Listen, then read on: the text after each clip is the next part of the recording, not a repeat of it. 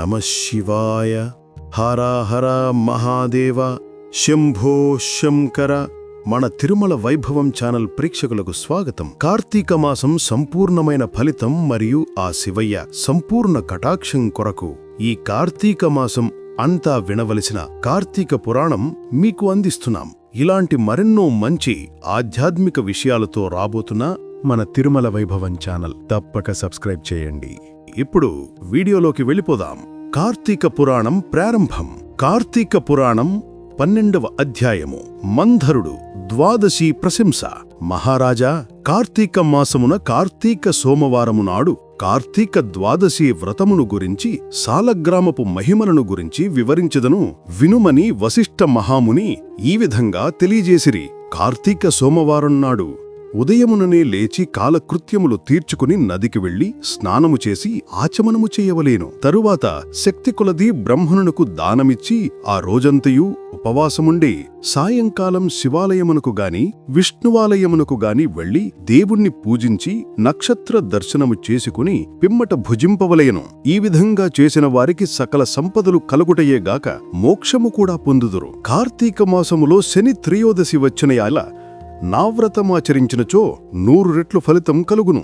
కార్తీక శుద్ధ ఏకాదశి రోజున పూర్ణోపవాసముండి ఆ రాత్రి విష్ణువాలయమునకు వెళ్లి శ్రీహరిని మనసారా ధ్యానించి శ్రీహరి సన్నిధిని పురాణ కాలక్షేపము చేసి మరునాడు బ్రాహ్మణ సమారాధన చేసిన 1,000,000 యజ్ఞముల ఫలితం కలుగును. ఈ విధంగా చేసిన వారికి సూర్యగ్రహణ సమయమున గంగానదిలో స్నానము చేసి 1,000,000 బ్రాహ్మణులకు భోజన దానము చేసిన ఎంత పుణ్యం కలుగునో దానికంటే అధికముగా ఫలితం కలుగును. కార్తీక శుద్ధ ద్వాదశి నాడు శ్రీమన్నారాయణుడు శేషపానుపు నుండి లేచును కనుక కార్తీక శుద్ధ ద్వాదశి వ్రతము విష్ణువునకు ఇష్టము. ఆ రోజున శ్రీమంతులెవరైనా ఆవు కొమ్ములకు బంగారు తొడుగులు తగిలించి ఆవు కాళ్లకు వెండి డెక్కలు తగిలించి దూడతో సహా బ్రాహ్మణునకు దానమిచ్చిన ఎడల ఆ ఆవు శరీరముందు ఎన్ని రోమములు కలవో అన్ని సంవత్సరములు ఇంద్రలోకంలో స్వర్గ సుఖములందుదురు. కార్తీక శుద్ధ పాడ్యము రోజున కార్తీక పౌర్ణమి రోజున కంచుపాత్రలో ఆవు నెయ్యి పోసి దీపముంచిన వారు పూర్వజన్మమందు చేసిన సకల పాపములు హరించును. ద్వాదశి నాడు యజ్ఞోపవీతములు దక్షిణతో బ్రాహ్మణులకు దానమిచ్చినవారు ఇహపర సుఖములు పొందగలరు. ద్వాదశి రోజున బంగారు తులసి చెట్టును గాని సాలగ్రామమును గాని ఒక బ్రాహ్మణునికు దానమిచ్చిన ఎడల 4 సముద్రాల మధ్యనున్న భూమిని దానం చేసినంత ఫలితం కలుగును. దీనికి ఉదాహరణగా ఒక కథ గలదు, శ్రద్ధగా ఆలకింపుము. సాలగ్రామ దాన మహిమ. పూర్వము అఖండ గోదావరీ నదీ తీరమందలి ఒకానొక పల్లెయందు ఒక వైశ్యుడు నివసించుచుండెను. వాడు మిగుల దురాసపరుడై నిత్యము ధనము కూడబెట్టుచు తాను అనుభవించక ఇతరులకు బెట్టక బీదలకు దానధర్మములు చెయ్యక ఎల్లప్పుడూ పరనిందలతో తానే గొప్ప శ్రీమంతునిగా విర్రివీగుచు ఈ జీవికి కూడా ఉపకారమైనను చెయ్యక పరుల ద్రవ్యమును ఎటు అపహరింతునా అను తలంపుతో కుచ్చిత బుద్ధి కలిగి కాలము గరుపుచుండెను. అతడొకనాడు తన గ్రామమునకు సమీపమున ఉన్న పల్లెలో నివసించుచున్న ఒక బ్రాహ్మణునకు తన వద్దనున్న ధనమును పెద్ద వడ్డీకి అప్పు ఇచ్చెను. మరికొంటకాలమునకు తన సొమ్ము తనకి ఇయ్యమని అడుగగా ఆ విప్రుడు, అయ్యా, తమకియ్యవలసిన ధనము 1 నెల రోజుల గడువులో ఇవ్వగలను. మీ రుణం ఉంచుకును. ఈ జన్మలో తీర్చని ఎడల మరుజన్మం మీ ఇంట ఏ జంతువుగానో పుట్టి అయినా మీ రుణం తీర్చుకోగలను అని సవినయముగా వేడుకున్నాడు. ఆ మాటలకు కోమటి మండిపడి, అట్లు వీలులేదు, నా సొమ్ము నాకు ఇప్పుడే ఇయ్యవలను, లేని ఎడల నీ కంఠమును నరికివేయుదును అని ఆవేశం కొలది వెనుక ముందు ఆలోచించక తను మొలనున్న కత్తితో ఆ బ్రాహ్మణుడి కుత్తుగను కోసెను.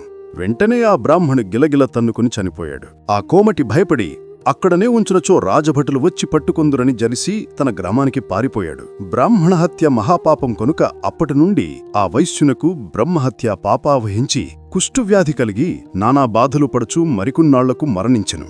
వెంటనే యమదూతలు వచ్చి అతడి తీసుకునిపోయి రౌరవాది నరక కూపములలో బడద్రోసిరి. ఆ వైశ్యునకు ఒక కుమారుడు కలడు.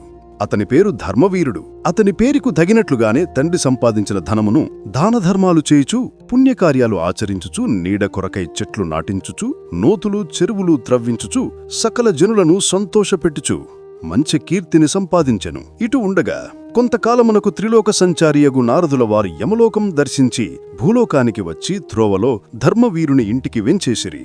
నారదుడు వచ్చి తమకు సాష్టాంగ దండ ప్రణామాలు ఆచరించి విష్ణుదేవునిగా భావించి అర్ఘ్యపాద్యాది విధుల చేత సత్కరించి చేతులు జోడించి, మహానుభావ, నా పుణ్యము కొలది నేడు తమ దర్శనం లభించింది. నేను ధన్యుడను. నా జన్మ తరించింది. నా ఇల్లు పావనమైనది. శక్తి కొలది నేను చేయు సత్కారములను స్వీకరించి తమరు వచ్చిన కార్యమును విశదీకరింపుడు అని సవినయముగా వేడుకున్నాడు. అంతట నారదుడు చిరునవ్వు నవ్వే, ఓ ధర్మవీరా, నేనుకో హితవు చెప్పదలిచి వచ్చాను.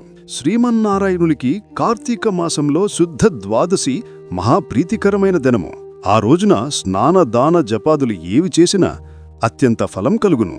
4 జాతుల్లో ఏ జాతివారైనను, స్త్రీ అయినా పురుషుడైనా, జారుడైనా చోరుడైనా, పతివ్రతమైన వ్యభిచారిణి అయినా కార్తీక శుద్ధ ద్వాదశి రోజున సూర్యుడు తులారాశిలో ఉండగా నిష్ఠగా ఉపవాసముండి సాలగ్రామ దానాలు చేసిన ఎడల వెనుకటి జన్మలందు ఈ జన్మలందు చేసిన పాపములు పోవును. నీ తండ్రి యమలోకములో మహానరకముననుభవించుచున్నాడు. అతని ఉద్ధరించటటై నీవు సాలగ్రామ దానం చేయక తప్పదు.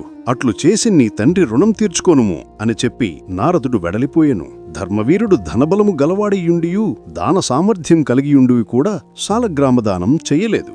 కొంతకాలమునకు అతడు చనిపోయాడు. నారదుడు చెప్పిన హితబోధను పెడచెవిని పెట్టుట చేత మరణాంతరం 7 జన్మలందు పులియై పుట్టి, మరి 3 జన్మలు వానరునై పుట్టి, 5 జన్మలు ఎద్దుగా పుట్టి, 10 జన్మలు మానవ స్త్రీగా పుట్టి, 10 జన్మలు పందిగా జన్మంచియుండెను. అట్లు జరిగిన తర్వాత 11వ జన్మలు ఒక పేద బ్రాహ్మణి ఇంట స్త్రీగా పుట్టి, ఆమెకు యవ్వనకాలం రాగా ఆ పేద బ్రాహ్మణుడు ఒక విద్వాంసునకు ఇచ్చు పెండ్లి చేసెను. పెండ్లి అయిన కొంతకాలమునకు ఆమె భర్త చనిపోయెను. చిన్నతనముందే ఆమెకు అష్టకష్టములు సంభవించినందునకు తల్లిదండ్రులు, బంధుమిత్రులు చాలా దుఃఖించిరి. తండ్రి ఆమెకు ఈ విపత్తు ఎందువల్ల కలుగునయ్యని దివ్యదృష్టితో గ్రహించి వెంటనే ఆమె చేత సాలగ్రామ దానం చేయించి, నాకు బాల్య వైధవ్యమునకు కారణమైన పూర్వజన్మ పాపం నశించుగాక అని చెప్పించి సాలగ్రామ దాన ఫలమును ధారపోసిపించెను. ఆ రోజు కార్తీక సోమవారం మగుట వలన ఆ సాలగ్రామ దాన ఫలితంతో ఆమె భర్త జీవించెను. పిదప ఆ నూతన దంపతులు చిరకాలమునకు సకల సౌఖ్యములతో జీవించి జన్మాంతరమున స్వర్గమునకు వరిగిరి. మరికొంట కాలమునకు ఆ బ్రాహ్మణి పుత్రిక మరొక బ్రాహ్మణి ఇంట కుమారుడుగా పుట్టి నిత్యము సాలగ్రాము దానం చేయుచు ముక్తనొందెను. కావున ఓ జనక, కార్తీక శుద్ధ ద్వాదశి రోజున సాలగ్రామ దానం చేసిన దానఫలము ఇంతింత కాదు, ఎంతో ఘనమైనది. కావున నీవును ఆ సాలగ్రామ దానమును చెయ్యుము. ఇట్లు స్కంద పురాణ అంతర్గత వశిష్ఠ ప్రోక్త కార్తీక మాహాత్మ్యమందలి 12వ అధ్యాయము 12వ రోజు పారాయణం సమాప్తము. విన్నారు కదా నేటి అధ్యాయాన్ని? తప్పక కార్తీక పురాణంలోని మిగతా అధ్యాయాలు అన్నీ కూడా వినండి. కేవలం ఈ కార్తీక పురాణం వినినంత మాత్రమే సంపూర్ణ కార్తీక వ్రత ఫలితం తప్పక కలుగును. మరియు ఆ శివయ్య సంపూర్ణ కృపకు పాత్రులవుతారు. అలాగే క్రింద పిన్ చేసిన కామెంట్లో మన తిరుమల వైభవం వాట్సాప్ ఛానల్ లింక్ ఉంది. ఆ లింక్ ద్వారా మన వాట్సాప్ ఛానల్లో తప్పక చేరండి. మన తిరుమల వైభవం ఛానల్ తప్పక సబ్స్క్రైబ్ చేసి ఈ వీడియో లైక్ మరియు షేర్ చేయండి. ఓం నమః శివాయ. హర హర మహాదేవ. శంభో శంకర.